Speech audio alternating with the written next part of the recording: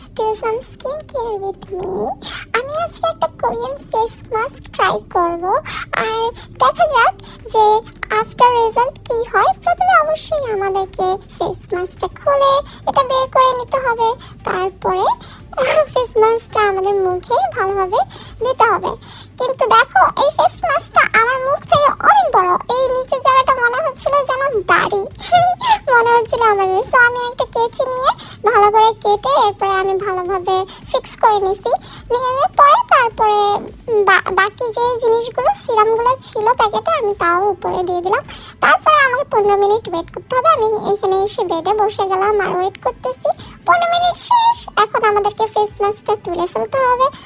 ও wow, আসলে তো অনেক ভালো কাজ করেছে, একদম প্লাম্প এন্ড অনেক স্মুথ দেখা যাচ্ছে আমার স্কিন।